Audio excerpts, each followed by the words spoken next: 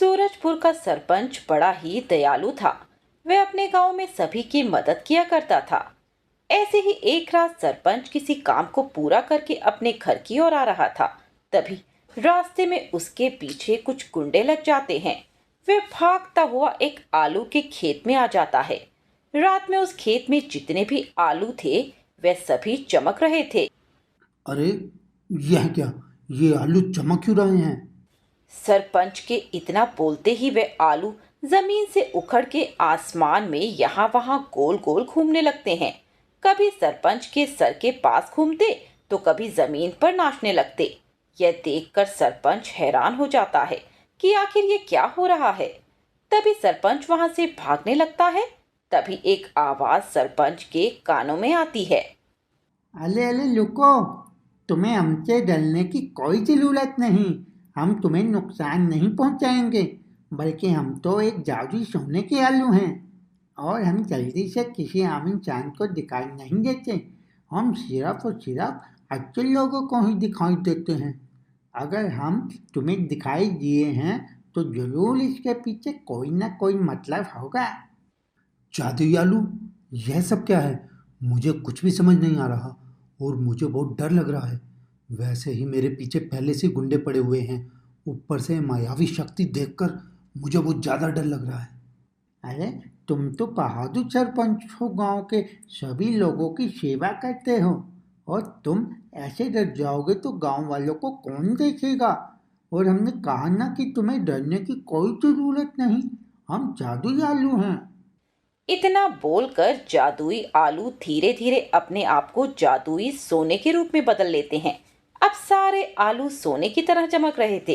यह देखकर सरपंच को पूरा पूरा यकीन हो जाता है कि ये जादुई आलू हैं। तभी सरपंच आलूओं से कहता है। अरे, तुम सब सोने के हो गए? सच में तुम तो जादुई हो। हाँ, हम जादुई आलू हैं और हम सब तुम्हारे साथ तुम्हारे घर जाएंगे। जादुई आलू सरपंच के साथ उसके घर आ जाते हैं। लेकिन जादुई आलू सिर्फ और सिर्फ सरपंच को ही सोने के आलू की तरह दिखाई दे रहे थे। बाकी लोगों को तो वे एक आम आलू की तरह ही नजर आ रहे थे। आलू देखकर सरपंच की पत्नी कुसुम कहती है। इतनी रात को अब ये आलू कहाँ से मिल गए? घर में इतनी सारी सब्जियां पड़ी हुई थी, उसके बाद भी सब्जी लेकर आ गए। बिना बात के फालतू पैसे खर्च करते रहते हैं आप। अरे, वह मुझे सस्ती मिल रही थी इसलिए मैंने ले लिया। और आलू दिखने में भी अच्छे हैं।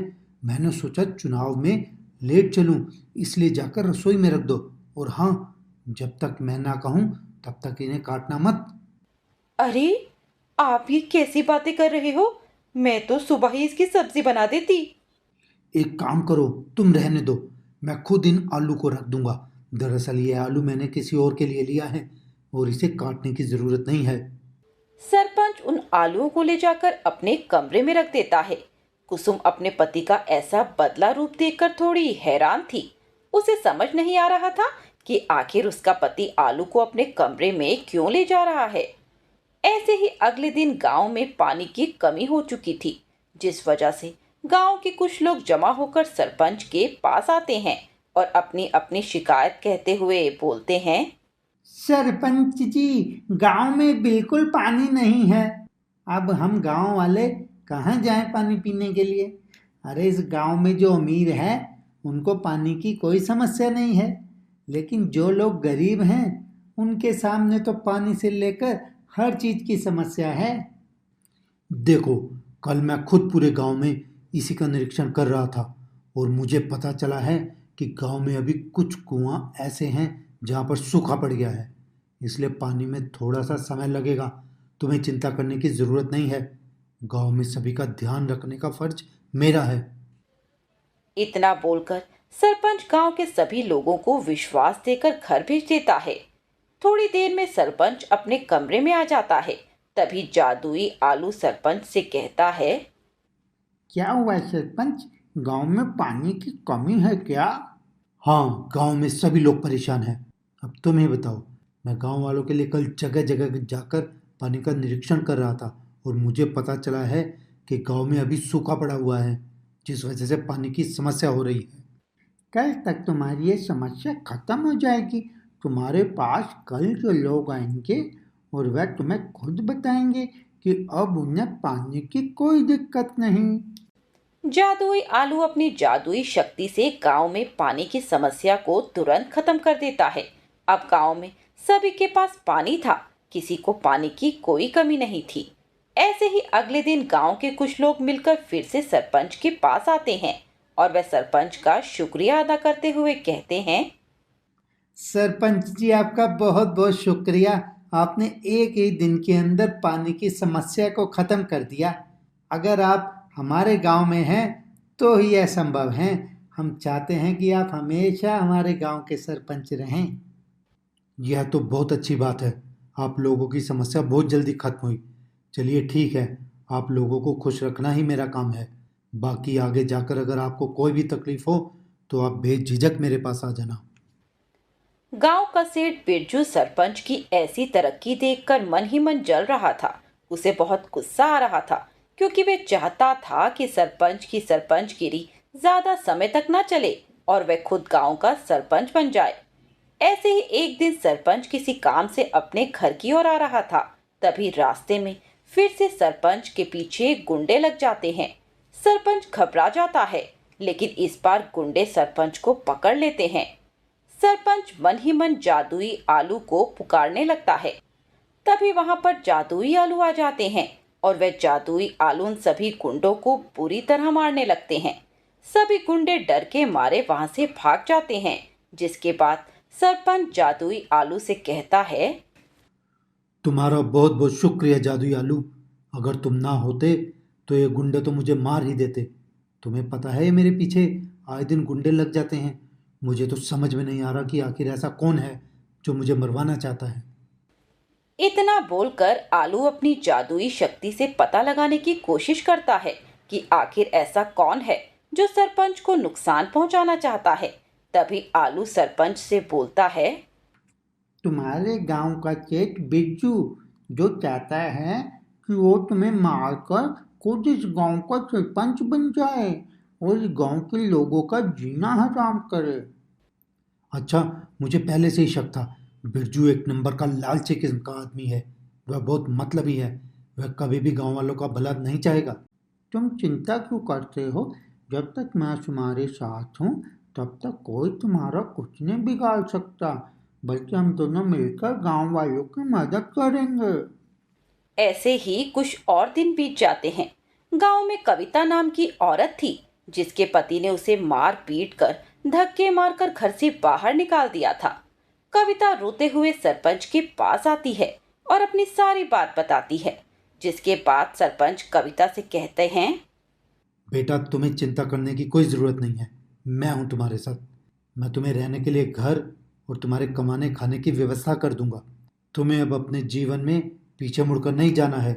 जहाँ तुम्हारी इज्जत नहीं है वहाँ तुम्हें घर बसाने की ज़रूरत नहीं है। अब तुम्हें अपने लिए जीना है। आपका बहुत बहुत शुक्रिया सरपंच जी।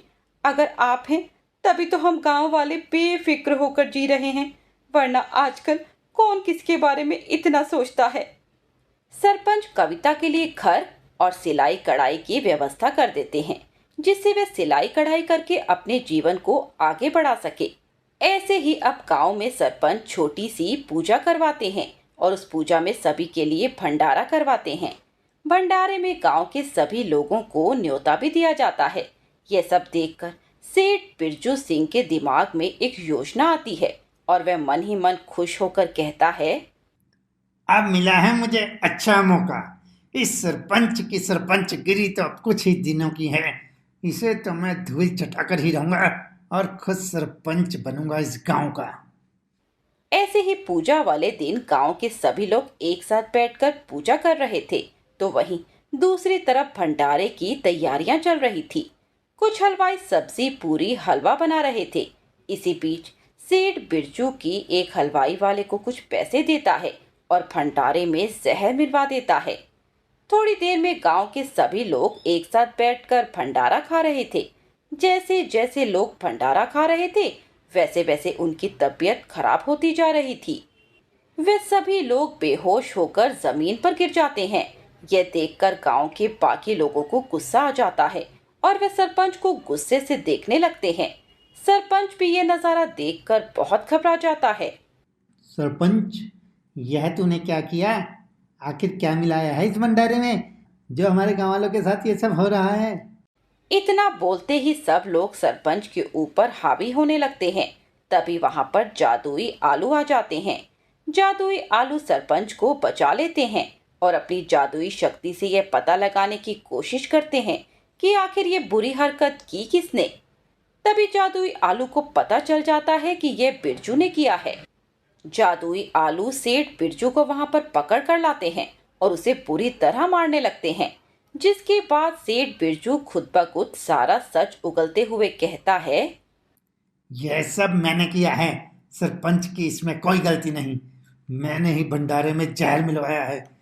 मुझे माफ कर दो, मुझसे बहुत बड़ी भूल हो गई। मैं बस इतना चाहता था कि कैसे भी करके इस गांव का सरपंच बन जाऊं, इसलिए मैंने ये सब किया। नीच बिरजू, अब तुझे हमसे कोई नहीं बचा सकता। तेरी वजह से हमने सरपंच के ऊपर शक किया। तेरी वजह से गांव के कुछ लोग बीमार पड़ गए। इतना बोलते ही गांव वाले मिलकर बिरजू को पूरी तरह से मारने लगते हैं। उसके बाद जादुई आलू अपनी जादुई शक्ति की मदद से बीमार पड़े गांव वालों को ठीक कर देता है और भंडारे में से जितना जहर था वे सारा जहर भी निकाल देता है। इसके बाद सभी लोग हंसी खुशी भंडारे का लुत्फ उठाने लगते हैं। सोनपुर नामक छोटे से गांव में श्रीधर नाम का एक गरीब किसान रहता था। उसे एक भी अक्षर पढ़ना नहीं आता था। वो अंगूठा टेक था। जब ये बात उसके पड़ोसी सुंदर को पता चली तो वो अपना दिमाग लगाने लगा किस तरह वो श्रीधर की छोटी सी जमीन को अपने नाम लिखवा ले। श्रीधर के परिवार में उसकी पत्नी और उसका एक बेटा था। बेटा अभी 5वीं कक्षा में ही पढ़ता था। एक दिन सुंदर श्रीधर के पास आता है। भैया, ये तो देखने में सरकारी कागज ही लग रहा है, लेकिन क्या सचमुच में ऐसा हो रहा है? जरा एक बारी और समझाओ, क्या लिखा है इस कागज में? मेरे दोस्त श्रीधर, इसमें लिखा हुआ है कि तुम अपने खेतों में लगाई हुई सब्जी को अगर सीधा सरकार के पास बेच दोगे तो तुम्हें डबल मुनाफा होगा, और अगर तुम्हें इस स्कीम का हिस्सा बनना है तो इस पर या तो अपने साइन कर दो या अंगूठा लगा दो। पर आज से पहले तो कभी कोई ऐसी योजना आई ही नहीं। नहीं नहीं मेरे भाई, योजनाएं तो बड़ी बड़ी आती हैं, लेकिन हम तक पहुंचती कहाँ हैं? हम गरीब किसान इतनी बड़ी बड़ी योजनाओं के बारे में जान भी नहीं पाते। वो तो बस मेरे साले ने बता दिया, इसलिए मुझे पता चल गया। फिर तेरे और मेरे हालात तो बिल्कुल एक जैसे ही हैं, तो सोचा थोड़ी सी तेरी मदद हो जाएगी। ये और बातें हैं कि अगर तुझे मुझ पर भरोसा नहीं है तो जा तू किसी से भी बात कर ले। ये कहकर सुंदर वहां से जाने लगा तो श्रीधर को लगा कि सुंदर एकदम सही बात कह रहा है। वो सुंदर को रोक लेता है और फिर अंगूठा लगा देता है। कागज पर अंगूठा लेते ही सुंदर खुशी खुशी वहां से चला जाता है और फिर 1 हफ्ते बाद आकर वो सुंदर की वो छोटी सी जमीन अपने नाम लिखा देता है। श्रीधर, मैं मान ही नहीं सकता कि इसमें धोखे की गुंजाइश है। देखो, तुम्हारा अंगूठा लगा हुआ है और इससे बड़ा सबूत तुम्हें क्या चाहिए? पटवारी जी, मैं बिल्कुल सही कह रहा हूँ। ये मेरे पास आया, इसे पैसों की जरूरत है। इसने अपनी जमीन मुझे बेच दी। अब इसके मन में लालच आ गया तो ये मुझ पर झूठे झूठे इल्जाम लगा रहा है। सुंदर, मैं पढ़ा लिखा नहीं था, तूने बस इसी का फायदा उठा लिया। लेकिन मत भूल, ऊपर वाले की लाठी में आवाज नहीं होती। ये कहकर श्रीधर वहां से चला जाता है। घर आकर वो फूट फूट कर रोता है। आपके इस तरह रोने से हमारी जमीन वापस नहीं आ जाएगी। मैं आपका कसूर भी नहीं बता रही। मुझे पता है वो लालची इंसान है, पर आप एक बारी मुझे भी तो पूछ लेते। मुझे माफ कर दो कुणाल की माँ। मैं तुम लोगों का बुरा नहीं सोच रहा था, लेकिन क्या करूं, किस्मत ने मेरे साथ कितना बड़ा धोखा कर दिया। कुणाल उस समय स्कूल में था। स्कूल में टीचर सभी बच्चों को सब्जियों के बारे में बता रही थी कि कौन सी सब्जियां गर्मियों में आती हैं और कौन सी सब्जियां सर्दियों में आती हैं। कुछ सब्जियां मैम के पास भी रखी हुई थी। जब पढ़ाई खत्म हो गई तो कुणाल एक खीरे को देखे जा रहा था। इधर आओ कुणाल, तुम इस तरह खीरे को क्यों देख रहे हो? तुमने आज से पहले खीरा नहीं देखा? अच्छा बताओ, खीरा कौन से मौसम में लगता है? मैम, खीरा गर्मी के मौसम में लगता है। मेरे बाबा के खेत में इस समय बहुत सारा खीरा लगा हुआ है, जो पड़ोस वाले सुंदर चाचा ने धोखे से ले लिया। मुझे भी खीरे बहुत पसंद थे, अब मैं खीरे नहीं खा पाऊंगा। तुम्हें किसने बताया कि तुम्हारे चाचा ने धोखे से तुम्हारे बाबा का खेत ले लिया है? कल बाबा रो रो कर कह रहे थे, तब मैंने चुपके से सुन लिया था। ये सुनकर टीचर को भी दुख होता है। वो खीरा उठाकर कुणाल को पकड़ा देती है। कुणाल, अब तुम घर जाओ और ये खीरा भी अपने साथ ले जाओ। छुट्टी हो चुकी थी। सभी बच्चे अपने बस्ते में सामान डाल रहे थे। कुणाल भी अपनी किताब अंदर रखता है और खीरा हाथ में लेकर घर की तरफ चल देता है। तभी रास्ते में उसे एक बूढ़ा आदमी मिलता है। उसके हाथ में खीरा देखकर वो उससे खीरा मांग लेता है। छोटे बच्चे, अगर तुम्हें खीरा नहीं खाना है तो तुम मुझे दे दो, बहुत प्यास लगी है, मैं इसे खा लेता हूं। तुम सच बोल रहे हो ना? मुझे धोखा तो नहीं दे रहे? सुनो बच्चे, तुम तो अभी बहुत छोटे हो, ये धोखा शब्द तुमने कहां से सीखा? फिर कुणाल उस बूढ़े आदमी को भी वही बात बताता है जो उसने अपनी टीचर को बताई थी। ये सुनकर बूढ़ा आदमी बहुत दुखी होता है। वो उसके हाथ से खीरा ले लेता है, फिर अपने कंधे पर टंगे हुए झूले के अंदर उसे रखकर उसमें से खीरा वापस निकाल कर कुणाल को दे देता है। जाओ जाकर ये खीरा अपने बाबा को दे दो और कहो कि परेशान होने की जरूरत नहीं है, जो चाहिए इससे मांग ले। कुणाल खीरा लेकर घर आ जाता है। वो देखता है उसके पापा बड़े उदास बैठे हैं। वो उनके पास जाकर उनके हाथ में खीरा रख देता है। क्या हुआ कुणाल बेटा, ये खीरा मुझे क्यों दे रहे हो? बाबा, रास्ते में मुझे एक बूढ़े काका मिले थे, उन्होंने मुझसे कहा कि ये खीरा अपने बाबा को दे दो और उनसे कहो कि जो भी चाहिए इससे मांग ले। कौन काका थे और क्या कह रहे थे? बस यही कहा था, खीरा बाबा को दे दो और उनसे कहो जो चाहिए मांग ले। एक बार खीरे से कुछ मांग कर देख लो, क्या पता किसी महात्मा ने हम पर तरस खाकर हमारे बेटे को कुछ दिया हो। कुछ नहीं दिया, खीरा दिया है। अब बताओ इसमें मैं क्या मांगूं? क्या कहूं मैं इस खीरे से कि मुझे मेरी जमीन वापस दिला दे? तुम भी बच्चे के साथ बच्ची बन गई हो। जाओ इसे रख दो, तुम्हें पता है ना मैं कितना परेशान हूं। कुणाल की माँ खीरे को रख देती है, फिर कुणाल को कपड़े बदलने के लिए कहती है और खाना निकाल कर ले आती है कि तभी सुंदर गिरता पड़ता श्रीधर के पास आकर उसके पैरों में गिर जाता है। मुझे माफ कर दो श्रीधर, मुझे माफ कर दो। ये लो तुम्हारी जमीन, मैं तुम्हें खुद वापस लौटाता हूं। और मुझसे बड़ी गलती हो गई जो मैंने तुम्हारे साथ धोखा किया। अब तुम उस डंडे से कहो कि मुझे मारना बंद करे। तुम कैसी बातें कर रहे हो? कौन सा डंडा?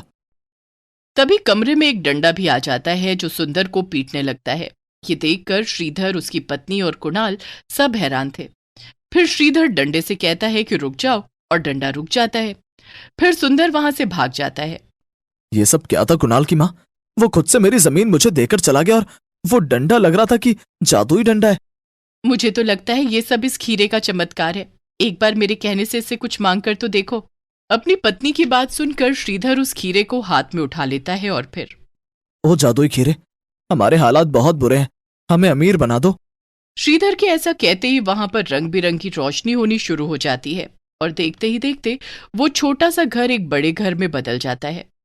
श्रीधर, उसकी पत्नी और कुणाल महंगे कपड़े पहने खड़े थे। घर के बाहर गाड़ियां खड़ी थी। घर में सब कुछ बेशकीमती सामान रखा था। कुणाल की माँ, देखो तो, ये सचमुच में जादुई खीरा है। लगता है बहुत पहुंचे हुए महात्मा थे, उन्होंने हमें ये जादुई खीरा दिया। बाबा, इस खीरे से वो वाली गाड़ी मांगो ना जो उस दिन मैं बाजार में देख रहा था। अच्छा, वो वाली गाड़ी जिसे एक बच्चा चला रहा था। रुको, मैं अभी खीरे से बोलता हूँ। श्रीधर कुणाल के लिए वो गाड़ी मांग लेता है। अब कुणाल गाड़ी लेकर बहुत खुश था। ये तो सचमुच में चमत्कार हो गया। भगवान ने हमारी सुन ली, हमारी जमीन भी हमें वापस मिल गई और देखो तो घर तो कितना सुंदर हो गया है। हाँ कुणाल की माँ, अब हमारी किस्मत बदल गई है। तुम इस खीरे को संभाल कर रखो, मैं जरा एक बार अपने खेतों को देखकर आ जाता हूँ। कितने दिन हो गए हैं मैंने अपने खेतों को देखा तक नहीं। मेरे खेतों में भी तो खीरे की फसल लगी है, इस बारी तो सोना उगलेंगे। पता नहीं उसे सुंदर ने मेरे खीरे का क्या हाल किया होगा। ये कहकर श्रीधर भाग भाग कर अपने खेतों में जाता है तो देखता है कि सारे खेत में खीरे लगे हुए हैं, लेकिन वो सब सोने के खीरे हैं जिनकी चमक से आसपास के किसान भी वहां आकर इकट्ठे हो गए। वो सोने के खीरे देखकर हैरान थे। भाई श्रीधर, तेरी तो किस्मत चमक गई है, तेरे खेत में तो सोने के खीरे लगे हैं। अगर तू बुरा ना माने तो एक खीरा मुझे दे दे। क्यों नहीं मेरे भाई, तुम सब लोग एक एक खीरा उठा लो। इतने सारे सोने के खीरों का मैं अकेला क्या करूंगा? श्रीधर के कहते ही वहां पर खड़े जितने भी किसान थे सबने एक एक सोने का खीरा ले लिया। वो श्रीधर को दुआ देते हुए वहां से चले गए। फिर श्रीधर ने वो सारे सोने के खीरे तोड़ दिए और उन्हें घर ले आया। इतने सारे सोने के खीरे देखकर उसकी पत्नी भी हैरान थी। अगले दिन सुंदर श्रीधर के पास आता है। श्रीधर, मुझे माफ तो कर दिया है ना तूने? मैंने सुना है तूने सब किसानों को एक एक सोने का खीरा दिया है। भाई मुझे भी दे दे, मेरे भी हालात बहुत बुरे हैं, इसलिए मैंने तेरे साथ धोखा किया। मेरे मन में तुम्हारे लिए अब कोई भी मैल नहीं है, तुम भी मेरे पड़ोसी हो, इस बार तुम मुझे धोखा भी नहीं दे रहे हो। तुम एक नहीं 2 खीरे लो, पर कसम खाओ कि अब किसी के साथ धोखा नहीं करोगे। मैं कसम खाकर कहता हूं, अब किसी के साथ धोखा नहीं करूंगा। फिर श्रीधर उन सोने के खीरों में से 2 खीरे निकालकर सुंदर को दे देता है। वो खीरे लेकर खुशी खुशी वहां से चला जाता है। तुम्हारा मन कितना अच्छा है कुणाल के बाबा, वरना मैं तो इस आदमी को 10 बातें सुनाती और खीरे भी नहीं देती। हाँ, तुम शायद ऐसा ही करती, पर भूलो मत, उसने मेरे साथ धोखा किया है। उस धोखे की वजह से ही हमें यह जादुई खीरा मिला है, और इतना हक तो उसका बनता ही है। अब तो श्रीधर अपने गांव का ही नहीं, आसपास का भी सबसे अमीर आदमी बन गया था। जब भी किसी को जरूरत होती वो श्रीधर से मांगने के लिए आ जाते। श्रीधर भी जादुई खीरे की मदद से सबकी मदद करता।